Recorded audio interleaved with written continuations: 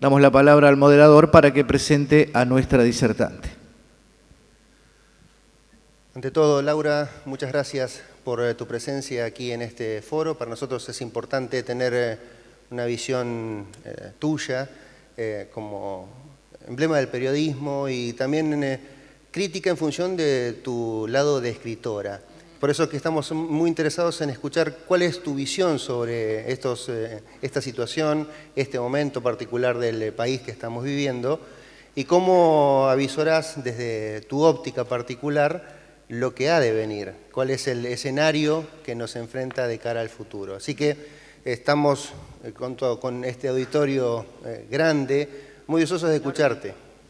Bueno, para mí es un placer estar acá, enorme auditorio, ¿no? Debe haber como unas 1000 personas y además en una hermosa ciudad. Es la tercera vez que vengo a Paraná, pero vine muchas veces a Entre Ríos, me encanta. Uno siente que sale de Buenos Aires y se conecta con la naturaleza y con otro aire, y así que estoy muy contenta de estar acá. Así que bueno, vamos a tratar de pensar un poco, cuando vos me decís qué puede pasar, yo creo que nadie puede decir lo que puede pasar, ¿no?, en la Argentina, pero sí, yo lo que vengo a traer es una mirada, es como yo veo hoy, la foto de hoy, y también qué se discute en estas elecciones. Vamos a hablar de política, vamos a hablar de economía y también de algo que a mí me interesa mucho, que es la sociedad, porque los cambios se gestan desde la sociedad y a este país no le ha ido bien, creo que en eso estemos de un lado o del otro de la grieta, coincidimos todos y es necesario un cambio, cada cual sabrá cuál es ese cambio, pero mi exposición tiene que ver con eso, con dos Argentinas, una grieta que es válida, porque hay dos proyectos de país, dos miradas. Lo que no es válido es la violencia y el descalificar al otro, ¿no? Pero sí estas dos miradas. Y bueno, y la posibilidad de ir a una Argentina más vivible, ¿no? Donde realmente podamos desplegar todas nuestras potencialidades como país y salir de este circuito de fracaso y de ciclos, de crisis cíclicas y permanentes. Estamos deseosos de escucharte. Bueno, lo que les contaba al principio, ¿no? La pregunta es si es cierto que los argentinos queremos cambiar y este debate entre dos modelos económicos, políticos y culturales, que como les decía antes, es un debate válido. Y vamos a ver, en principio, a mirar desde la política, de qué se trata esto, ¿no?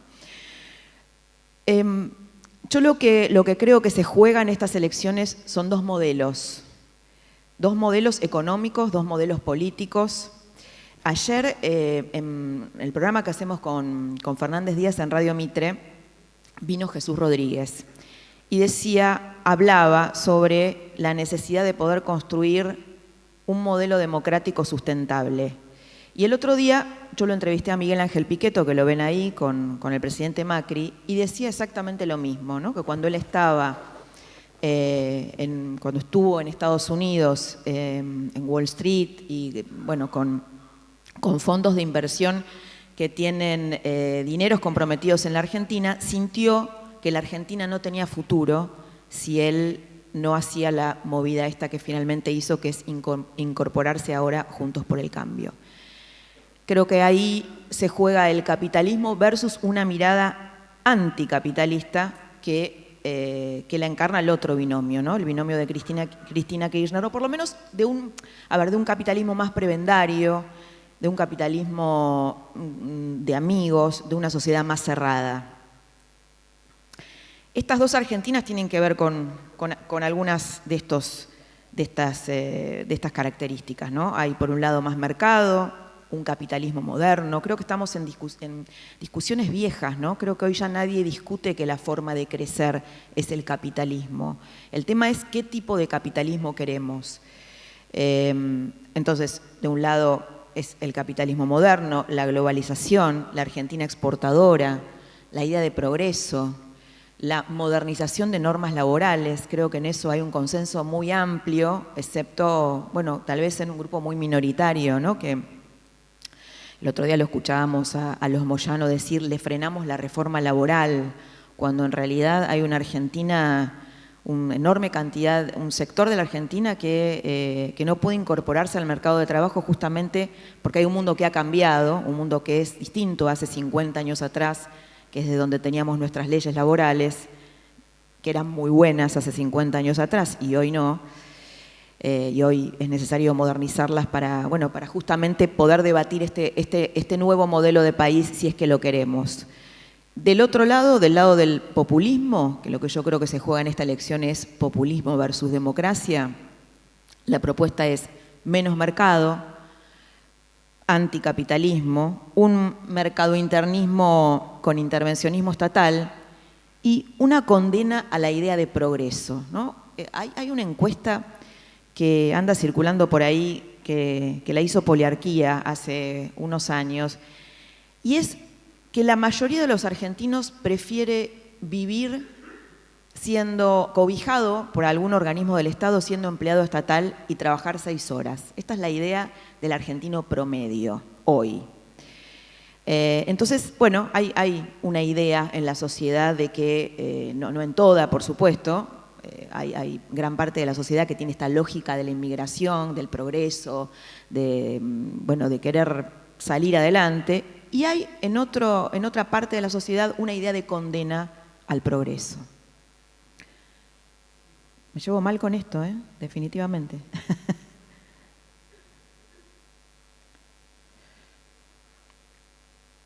Bueno, en estas dos Argentinas, por un lado, lo que vemos es diversidad y pluralismo del lado de la democracia, el respeto al periodismo profesional, la inserción en el mundo, el equilibrio fiscal. Fíjense que estamos hablando de cosas muy básicas, ¿no? Y del otro lado tenemos esta lógica de amigo-enemigo. El populismo propone esta idea de que hay un amigo y un enemigo del pueblo. Hay un señor que todos tal vez deben conocer que se llama Ernesto Laclau, que a partir de que Cristina Kirchner y Néstor Kirchner leyeron a Laclau, es un intelectual que falleció, pero que nutrió de esta lógica amigo-enemigo, que es contraria justamente a construir una sociedad más democrática, ¿no? Si siempre hay un enemigo al que destruir, es muy difícil cerrar la grieta, porque se trata de construir poder a través de identificar un enemigo. Hay una idea de cooptación de la justicia, una idea de política exterior extravagante, estas alianzas con Venezuela, con Irán, con Rusia. Mucha gente cuenta, algunos miembros de este gobierno cuentan que cuando van a buscar inversiones al exterior, a diversos países, que por cierto no hubo lluvia de dólares ni de inversiones, lo que les dicen cuando los reciben es bienvenidos de nuevo.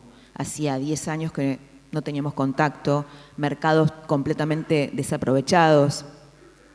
Y esta idea de vivir por encima de nuestras posibilidades, que creo que esta idea también está en la sociedad, de dificultades para generar riqueza. Nosotros somos una sociedad que ha garantizado muchos derechos, y eso está muy bueno, pero que no tiene la manera de sustentarlos, ¿no? De financiarlos. Y yo creo que una de las dos Argentinas, de estos dos modelos, se puede graficar con personas. Por un lado, yo creo que hay estas dos Argentinas se expresan en Messi y Maradona, ¿no? Y también en Moyano y María Luján Rey. Es la Argentina de la prepotencia, de la extorsión. Y por otro lado, la Argentina, el otro día leía un tuit de María Luján Rey, que la entrevisté hace poco para La Trama, y yo digo, ¿qué enseñanza nos deja esta mujer en esta sociedad que muchas veces se victimiza tanto, que se regodea en el victimismo, que habiendo perdido un hijo, que es el dolor más grande que puede tener una persona, dice, porque esto es lo que ella decía en el tuit, que puede ser feliz con este paso que está dando, que es dedicarse a la política. Después de que le han ofrecido muchísimo dinero para declinar del juicio penal, cuando fue la tragedia de Once, ella lo cuenta, ¿no? Porque la justicia funciona mal en la Argentina, pero también coimean a las víctimas muchas veces y por eso los juicios no llegan a buen término. Los familiares de Once tuvieron mucha dignidad, no aceptaron un dinero que les podría haber cambiado la vida. Y finalmente esta mujer salió del lugar de víctima, no se quedó ahí, cuando tanta gente se queda ahí, no se quedó en el resentimiento, convirtió el dolor en algo positivo, en ayuda a los demás, y hoy se candidatea, está dentro de una de las listas de políticas junto con María Eugenia Vidal. Entonces, yo creo que son dos modelos culturales acá, ¿no? Dos Argentinas, que se pueden expresar, por supuesto hay muchos otros modelos, ¿no? Pero me parece que esas 4 personas son muy significativas. Yo les hablaba de 2 miradas válidas de la Argentina, de 2 modelos que son válidos, que se van a dirimir en esta elección, pero también es cierto que hay problemas estructurales de la Argentina, problemas con los que tuvieron que lidiar todos los gobiernos. Un problema que ha tenido Alfonsín, Cristina Kirchner y mucho más atrás es las dificultades para incorporar al bienestar a nuevos contingentes de la población. Por esto que les decía antes, como la Argentina no definió qué capitalismo quiere tener y cómo va a generar su riqueza, hay más derechos que forma de financiarlo. Y les pongo el ejemplo del aborto. Yo estoy a favor de la legalización del aborto, lo estuve toda mi vida, pero es cierto también que no hay manera o que habría que encontrar la manera de financiar ese derecho si la interrupción legal del embarazo se hace en hospitales públicos, por ejemplo. Bueno, otra dificultad estructural de la Argentina que han arrastrado todos los gobiernos más allá de la grieta es el precio de nuestras materias primas, ¿no? Como estuvo con Cristina, como estuvo con De la Rúa. Muchos dicen que si la soja hubiera tenido el precio que tuvo con Cristina en la época de La Rúa no caía. Miren de lo que estamos hablando, ¿no? El grado de condicionamiento que tiene el precio de nuestras materias primas por el tipo de capitalismo que tenemos. La falta de dólares y básicamente, bueno, esta dificultad para satisfacer derechos. Les quiero contar en qué punto estamos hoy. Hay una encuesta que anduvo circulando, que seguramente la conocen, de Isonomía en abril, que generó mucho ruido, y es que Macri perdía en un balotaje, en un eventual balotaje con Cristina Kirchner por 9 puntos. La incorporación de Pichetto y tal vez, por supuesto que la economía se encarriló un poco más, tiende a la baja la inflación, el dólar se estabilizó y hay algunos indicadores que están funcionando bien, hizo que la imagen positiva de Macri igual va ganando Cristina, en todas las mediciones que se están haciendo, o sea, se achicó la brecha, pero Cristina sigue al frente. Lo que subió es la imagen de Macri, pasó de 33 a 43 puntos y retrocedió 8 puntos su imagen negativa, ¿no? Bajó de 65 a 57 puntos. Para evaluar una imagen o una proyección no solamente es necesario ver lo que uno siempre mira en las encuestas, que son los números finales, sino cómo es su imagen negativa. Eso también condiciona a un candidato. Y Cristina y Alberto Fernández siguen al frente en intención de voto, 36% versus 34%, y el Frente de Todos supera hoy a Macri en un eventual balotaje por 45 puntos sobre 43. Se achicó esa brecha, pero esa brecha sigue existiendo.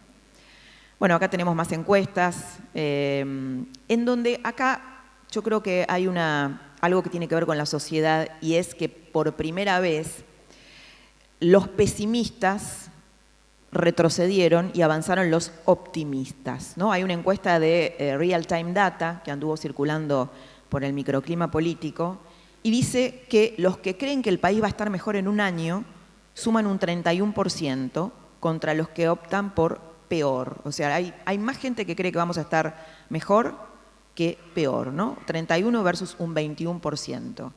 Hay otra encuesta, no sé si lo conocen, a Guillermo Oliveto, es un especialista en consumo, él hace muchos focus group, ¿no? Estos estudios más profundos, ¿no? Donde cita a personas de distintas extracciones sociales y ideologías y les pregunta. Y él dice que hay un 65% de argentinos que cree que vamos a salir adelante independientemente de cualquier fuerza política, que quieren salir adelante por ellos, por sus hijos, por sus nietos, más allá de confiar en una fuerza determinada. Y ahora me gustaría entrar un poco en si es cierto que los argentinos queremos cambiar en la sociedad. Y me gustaría que cada uno de ustedes se hiciera esta pregunta.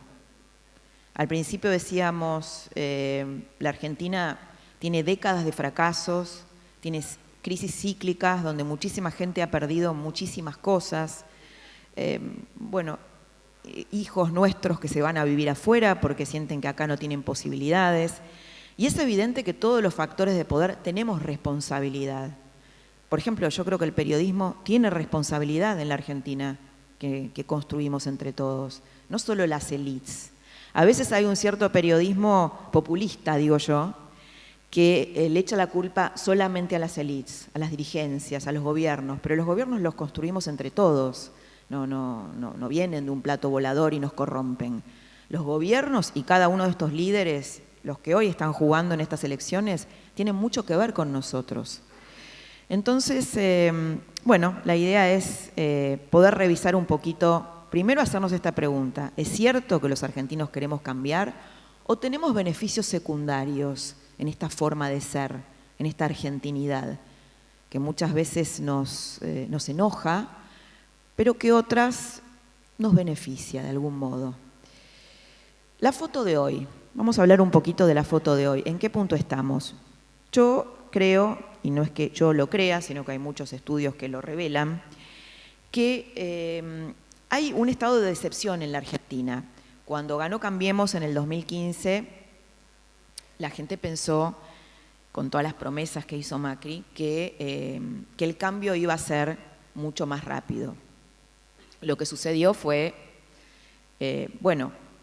la economía no funcionó, hay una percepción que la salida va a ser más larga, ¿no? Que no va a ser tan mágica como Macri creía. Ahí hubo una pérdida de expectativas, ¿no? Los argentinos perdimos no solamente poder adquisitivo, sino que perdimos la capacidad de proyección. Tuvimos una nueva desilusión. La Argentina, esta frase de algún economista que dice de la ilusión al desencanto, nosotros vivimos de la ilusión al desencanto. Y la Argentina quedó en ese estado, ¿no? En ese estado de shock, de desilusión, en un estado donde la frustración nuevamente se hizo presente. Pero también es cierto que la Argentina es resiliente, ¿no? ¿Qué es la palabra resiliencia? Yo acabo de sacar un libro que se llama Los cuadernos de Laura, que habla de historias personales, pero que eso puede aplicarse a lo colectivo, que es la capacidad de salir fortalecidos en la adversidad. La Argentina tuvo muchas crisis y a la vez pudimos salir de esas crisis fortalecidos. La resiliencia no es resistencia, es atravesar una adversidad y salir mejores, salir más fuertes. Es una palabrita que viene de la física y hoy se usa mucho en la psicología. Pero bueno, para salir adelante, para ir hacia otro país, hay que ver por qué fracasamos. ¿Están de acuerdo en eso? ¿Cuál es el ADN de nuestro fracaso? El ADN de nuestro fracaso es justamente, tuvimos tantas crisis y eso, aunque no lo parezca, tiene mucho que ver con domar el dólar, ¿no? Porque cada vez que nos asustamos, con toda lógica, nos refugiamos en el dólar. No nosotros, que somos clase media, ¿no? Sino hablamos de grandes, de los que realmente mueven el dólar. Y lo hacen justamente por el miedo y por el estrés postraumático, que son todas estas secuelas que dejan las crisis constantes. El 2001, por ejemplo, esta idea de que el país se quiebra, que nos quedamos sin país, esto deja secuelas, ¿no? Lo que vivimos este año, el año pasado, cuando se empieza a disparar el dólar, la locura colectiva que tenemos, eso es estrés postraumático y eso genera efectos económicos. El fracaso en todos los modelos económicos. ¿Ustedes se dieron cuenta que fracasamos con todos los modelos económicos? Neoliberalismo, intervencionismo, con Kirchner, con Menem. Bueno, ni que hablar, hablamos de los gobiernos democráticos, de los otros, bueno, ni vale la pena hablar, ¿no? El fracaso mayúsculo. Y yo también acá creo que hay dos paradigmas culturales en pugna, ¿no? Hay dos Argentinas. Y cuando les decía antes que el tema emocional, el tema de victimizarnos, del miedo que hace mover el dólar, ¿no? Que ahí está hecho, la economía está hecha también, no solo de cuestiones técnicas, también la inflación, sino también de cuestiones culturales. Es básicamente un problema cultural, de hecho siempre hemos tenido inflación en todos los modelos. Yo acá quiero rescatar una frase de Marina Dal Poyetto, que es la socia de Miguel Bain. Miguel Bain, ¿se acuerdan que iba a estar con Scioli, ¿no? Iba a ser el ministro de Economía de Scioli. Que yo una vez le pregunto, Marina, te mando unos informes técnicos espectaculares a todos los periodistas por mensajitos de WhatsApp, pero yo no terminaba de entender. Yo digo, ¿pero por qué la Argentina no sale de su estancamiento? ¿Qué nos falta a los argentinos? Y ella me miró y me dijo esto: el problema de los argentinos es que no nos ponemos de acuerdo. No logramos hacer acuerdos fundamentales, que esto es lo que le pasa justamente a estos dos modelos de país, donde está el odio presente también, que no pueden hacer acuerdos sobre valores comunes que se conviertan en sustentables y en el tiempo, ¿no? Por eso todos los gobiernos que vienen tienen prácticas fundacionales, ¿no? De Salvador, ahora sí llego yo y...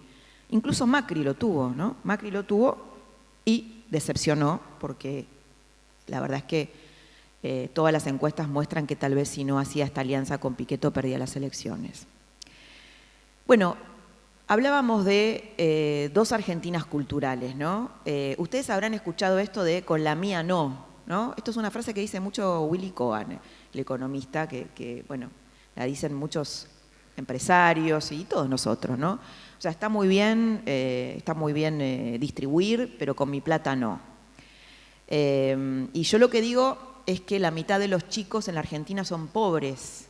Entonces, si no tenemos un sentido colectivo de país, al menos si no es por convicción, es bueno que tal vez tomemos en cuenta esto, que sea por conveniencia, porque la Argentina se va a quedar sin mercado si seguimos así. Si la mitad de nuestros chicos son pobres, es casi imposible construir un país y un país próspero y el país que queremos, ¿no? Y después lo que tenemos es, el otro día hizo Jaime Durán Barba una encuesta. Él mide, Macri tiene a Jaime Durán Barba, pero tiene a un psicólogo que se llama Roberto Zapata, que hace encuestas muy profundas, muy interesantes, muy cualitativas. Y lo que descubrió el otro día es algo que todos sabemos, pero bueno, lo hizo un estudio sobre eso, es nuestra baja autoestima como país. ¿Cuáles son las frases que nos decimos a nosotros? Este país no cambia más, todo en la Argentina termina mal, esto es un desastre, siempre va a ser así. Imagínense si nosotros como personas individualmente pensáramos eso de nosotros, ¿no? ¿Qué sería de nuestro destino? Bueno, si lo pasamos a la Argentina es lo mismo. O sea, nosotros vivimos quejándonos, autoflagelándonos del país que tenemos, no estamos orgullosos de la Argentina que tenemos, pero sobre todo tenemos creencias de mucho pesimismo, ¿no? De mucho pesimismo. Y después, bueno, la cultura de la trampa y la mentira, que creo que está cediendo un poquito, ¿no? Pero que tuvo tanto que ver con la viveza criolla, el dibujar los datos del INDEC, me parece que fue la gran trampa, que así nos llevó, ¿no? Es como si nosotros vamos al médico y queremos saber cómo estamos y nos dibujan los análisis, ¿no? Evidentemente, para resolver un problema hacen falta dos cosas. Primero, admitirlo, y en segundo lugar, hacer un diagnóstico correcto.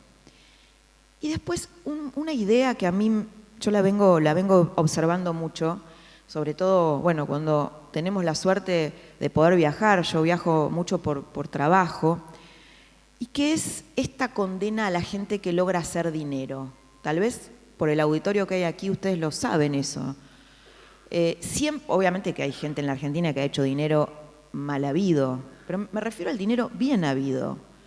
Hay una condena y por algo lo habrá hecho, ¿no? Los ricos siempre están embromando a alguien. Una condena a la prosperidad, al querer progresar. Esto está muy presente en la sociedad. El patoterismo. Veíamos la foto de Moyano antes y creo que Moyano es el exponente, ¿no? de lograr cosas a través del patoterismo, la fe en las soluciones mágicas. Macri también cayó en eso, ¿no? antes veíamos un slide que hablaba de los problemas fuertes estructurales de la Argentina. Macri dijo, bueno, con un cambio de gobierno y yo en la Casa Rosada va a haber una lluvia de inversiones, el país va a cambiar, y no fue así, se chocó con la Argentina, hay que ser más humildes, ¿no? La celebración de la pegada, esto de que uno puede salvarse en la Argentina evitando el proceso que hay que hacer para llegar a tener éxito o para prosperar, ¿no? Nosotros queremos salvarnos, ¿no?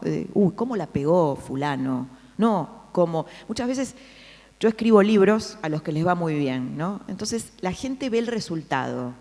Lo que no ve es que yo estuve 2 años sentada con la silla, 16 horas por día muchas veces, durante muchos meses. Entonces eso no se ve el glamour, no se ve el esfuerzo. Y bueno, y esto que nos atraviesa a todos también, que es la cultura extractiva, ¿no? Que es que puedo sacar de un lugar en vez de que, bueno, que puedo aportar. ¿Cómo se gesta el cambio?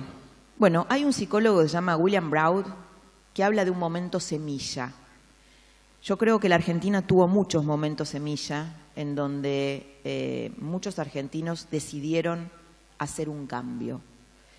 Y les voy a contar que cambio no es lo mismo que transformación. La transformación tiene un sentido. Es, por ejemplo, ustedes van al médico y les dicen, usted tiene que dejar de fumar, tiene que cambiar. Pero ustedes no están convencidos de ese cambio. La transformación es cuando algo en el interior de ustedes dice, no, yo quiero dejar de fumar porque quiero ver crecer a mis hijos. Entonces eso tiene un propósito. La ficha les cayó a ustedes. Es un cambio con sentido. La transformación es la incorporación de un cambio y es un cambio con sentido, con propósito. Y para ir cerrando ya nuestra charla, les quiero contar que hay un sociólogo que trabajó en los años 60, que es Everett Rogers, y que exploró cómo se expande la innovación. Esto aplica para una idea, aplica para un producto. Él dice que en principio hay un 2% de innovadores, ¿no? De adoptantes tempranos de un cambio. Estos que están en la última, que adoptan. Y vos decís, ¿esto qué es? ¿De qué se trata? ¿En tecnología o en lo que sea? Después hay adoptantes tempranos y una mayoría temprana. Después una mayoría tardía y los rezagados. Pero acá lo que nos importa es las mayorías tempranas. Rogers dice que cuando el 34% de la sociedad adopta un cambio, un cambio cultural, por ejemplo, supongamos que un 34% de la gente se da cuenta que la cultura de la trampa no está buena, que hay que crecer por sobre eso. Bueno, ahí es donde tenemos chances de cambiar. 34%. Es el mismo porcentaje que en 2015 dijo queremos cambiar. El vehículo ahí fue Cambiemos, pero la verdad que eso es lo más importante. Puede ser otro, puede ser un peronismo republicano. De hecho, parte de ese peronismo republicano está en Cambiemos hoy, o un peronismo que se recicle y en el futuro se convierta en una fuerza que salga del populismo. Hay un especialista en liderazgo que se llama Simon Sinek y que dice que la gente no compra lo que uno vende, sino en lo que uno cree. Por eso les decía antes que el cambio, mejor dicho, o la transformación tiene un sentido, ¿no? El cambio muchas veces viene de afuera, la transformación es unir hacia un lugar diferente con un propósito. Y yo creo que la foto del cambio, o tal vez el paradigma del cambio, es Martin Luther King cuando arma su marcha en la época donde no había internet, ni WhatsApp, ni convocatorias por las redes, y tiene a una enorme cantidad de gente en la calle en su marcha por los derechos civiles en 1963. ¿Y por qué estaba ahí esa gente? ¿Por Luther King? No, estaba ahí por ellos, por el país que habían soñado. El sueño de Martin Luther King previamente estaba en la sociedad. Por eso digo que nuestras élites no están escindidas de nosotros, tienen que ver con nosotros. La ilusión del cambio encajó con la esperanza de muchos dispuestos a crecer. Esta encuesta que yo les decía de Oliveto, ¿se acuerdan? el 65% de la sociedad argentina quiere ir para adelante, Más allá del gobierno, digo, no hablo de una fuerza política. Hay un anhelo de despegar, hay una impresión de que la Argentina se merece más. Y como les contaba antes, la desilusión de un sector de la sociedad con Macri, importante sector, no hizo mella en ese deseo. Las sociedades eligen vehículos para catalizar esos cambios. Hay algo que se dice en los laboratorios de Marcos Peña, que vieron que ahora retomó la lapicera, ¿no? Más allá de que estuvo Pichetto, lo convocaron, hizo un trabajo, inclusive acercó muchos peronistas, pero bueno, la lapicera de las listas selectivas las mantuvo Marcos Peña. Vamos a ver cuánta cabida le van a dar a Pichetto. Pero en los laboratorios del oficialismo dicen, el enojo con Cristina es profundo, en cambio el de Macri es superficial, el que tiene la gente con Macri es superficial. La verdad es que yo no sé si es así, porque hoy en las encuestas, como les contaba, la foto de hoy va ganando Cristina, pero esto es lo que evalúan cerca del presidente Macri. Y ya que esta es una provincia peronista, quiero recalcar o pararme un poquito en el triunfo de Omar Perotti, que lo que está indicando Omar Perotti en Santa Fe, ¿no?, que es un peronista del estilo de Pichetto, un peronista moderado, que no tiene mucho que ver con la radicalización de la cámpora, está indicando el triunfo de los oficialismos en las provincias y el de Omar Perotti en particular en Santa Fe, que también el peronismo y la sociedad van hacia la moderación, van hacia el centro. Y quiero terminar con un referente que nos inspiró a muchos y a muchas generaciones, que tiene que ver con esto de empezar a cambiar la Argentina, la porción de la Argentina que nosotros podemos gestionar. Porque hay una tara también que tenemos nosotros, que es echarle la culpa al otro de nuestros problemas. Y yo lo que siento, y lo escribo y lo desarrollo en mi último libro, que tiene más que ver con vínculos, pero que es hacer política con uno mismo, ¿no? Cuando uno cambia, o cuando uno hace un trabajo personal para cambiar, está haciendo política con uno mismo. Y Gandhi decía que uno tiene que ser el cambio que quiere ver en el mundo. Uno tiene que ser el cambio que quiere ver en el mundo. Si uno quiere que la Argentina sea de determinadas maneras o tenga determinadas características, tenemos que encarnar esas características, mejorando esa porción de la Argentina que nos toca gestionar. ¿Se imaginan si cada uno de nosotros hiciera eso? El país que tendríamos. Muchas gracias.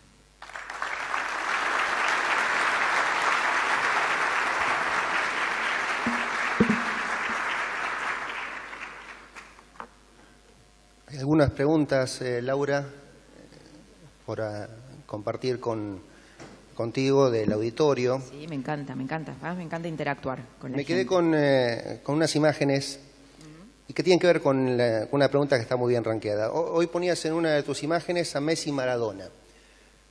Y cuando hablamos de Messi y Maradona, en definitiva estamos hablando de fútbol. Aquellos los que nos gusta el fútbol, nos preguntamos por qué no podemos tener lo mejor de Messi junto con lo mejor de Maradona. En dos tiempos distintos, pero hablando de fútbol. Y hoy hiciste mención a un concepto de que cada nuevo gobierno pretende o persigue la idea de ser fundacional. Es decir, todo lo que estaba para atrás es malo, tengo que arrancar de cero porque mi liderazgo es mesiánico, si yo no hago el cambio que realmente se merece este país, esto no funciona, todo para atrás está mal, todo lo bueno está por venir. La pregunta tiene que ver con el auditorio. Aquí hay empresas y empresarios que han atravesado este gobierno, el anterior, y el anterior también, y el anterior también. Empresas de muchos años. La pregunta es, ¿cuál es el rol del sector privado para superar la grieta? Para ponernos de una vez por todas a hablar de fútbol, no de la diferencia entre Messi y Maradona. Yo estoy totalmente de acuerdo con que se pueden integrar lo mejor de los dos países, ¿no? Yo cuando hacía esta división entre globalización y mercado internismo, me parece que son cosas que son completamente compatibles. Lo que pasa es que precisamente la política nos ha llevado a creer que son modelos enfrentados y que no puede integrarse lo mejor de cada uno, inclusive en lo de Messi y Maradona, ¿no? No sé, a mí me encanta, a mí siempre me asombra cuando Messi viene a jugar, cuando juega para la selección. No soy una experta en fútbol, les aclaro, pero es lo que me llega de él, ¿no? Que juega mal, ¿no? Juega mal por el nivel de exigencia y el nivel también de crítica que tiene. Y eso es lo que nos pasa a nosotros como sociedad, ¿no? El considerar que no hay ninguna verdad del otro lado de la grieta. Y yo creo que sí, que hay zonas oscuras de los dos lados y que hay muy buenas cosas para incorporar y para integrar.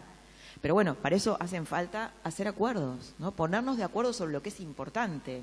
Si yo creo que del otro lado está toda la oscuridad, todo lo malo, ¿no? Todo lo que no sirve, bueno, es muy difícil que yo haga un acuerdo con ese sector.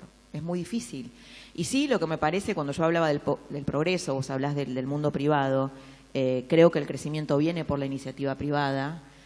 Nosotros estamos demasiado formateados a esto, ¿no? A depender de un Estado, que después, claro, es un Estado, creo que el Estado es muy necesario para nivelar la cancha sobre los sectores que menos tienen, ¿no? Eso es absolutamente necesario. Ahora, bueno, después necesita haber un juego para poder generar riqueza en la Argentina. Y esa riqueza viene de la iniciativa privada. Hoy se habla mucho de... el otro día hablaba con Mario Quintana, ¿se acuerdan de Mario Quintana, el vicejefe de Macri? Que la verdad que salió en muy malos términos, pero es una persona muy interesante, él. Lo que pasa es que, bueno, también están las limitaciones de la Argentina, ¿no? Y él investiga mucho sobre el tema del capitalismo consciente, de que el hombre sea el centro, o sea, que realmente el desarrollo de los hombres sea en el centro de un emprendimiento o de una empresa, no solamente la maximización de los beneficios. Y me contaba, bueno, después me puse a leer un poquito, a investigar, me parece muy interesante esa idea, pero desde ya que los dos modelos se pueden... sería muy interesante una presencia fuerte del Estado y el desarrollo de más mercado. Creo que esas dos cosas serían muy interesantes. Creo que tiene la segunda pregunta, que también tiene mucho apoyo de parte del auditorio, tiene que ver con esto, tiene que ver con la génesis del aporte que pueden hacer las empresas o los empresarios respecto de la educación. ¿Cuál es el rol que deberían ocupar los educadores, las universidades, las escuelas, mirando de cara al futuro, a nuevos empresarios, a nuevos emprendedores, a nuevos dirigentes? ¿Cuál pensás que debería ser el rol para mirar ese cambio a futuro, empezando hoy desde la educación? El rol de las empresas en la educación, ¿no? La educación en los futuros empresarios o emprendedores o políticos. ¿Cómo deberían estar formando las escuelas y las universidades a esos personajes del mañana? Bueno, para mí es una pregunta central porque creo que la educación la educación es antigua en la Argentina y no tiene que ver con la vida real. Empezando, tal vez les va a sonar raro esto, por la educación emocional. Nosotros no sabemos gestionar conflictos. No sabemos gestionar conflictos, por eso nos matamos entre nosotros. O sea, un conflicto es sinónimo de ruptura. No podemos generar un acuerdo. Eso se tendría que enseñar en la escuela. Cómo manejar emociones. O sea, no puede ser... Si uno entra a Twitter y ve lo que se discute en Twitter, en las redes sociales, es realmente salís en un estado descompuesto, ¿no? El otro día ayer hablaba con un colega y me decía, yo no puedo entrar más a Twitter, me hace mal. Digo, esto de no poder, en el fútbol, bueno, ni que hablar, ¿no? O sea, somos una sociedad violenta, una sociedad con mucha violencia verbal, también solidaria, tenemos las dos cosas, pero tenemos las dos cosas, ¿no? Y por otro lado, el tema de la educación también, para poder dibujar y para poder empezar a pergeñar qué país queremos, ¿no? Yo creo que, por ejemplo, la currícula de esta segunda Argentina que yo asocio al populismo está muy presente en los colegios. Está muy presente en los colegios. Esto de tener un espíritu emprendedor, a mí me parece que también debería enseñarse, ya que lo vinculás con la empresa. Y bueno, eso nos enseña, y nos enseñan cosas que tienen que ver con la vida real. Por eso los chicos se aburren en la escuela. El otro día entrevistaba a una amiga mía que es la terapeuta Laura Goodman y me decía, está dando una charla que dice, escribí un libro y da una charla que el título es Mi hijo no quiere ir a la escuela y tiene razón. Por estas cosas, ¿no? Son contenidos desactualizados, digamos, no están conectados con el país que queremos, con la Argentina que queremos.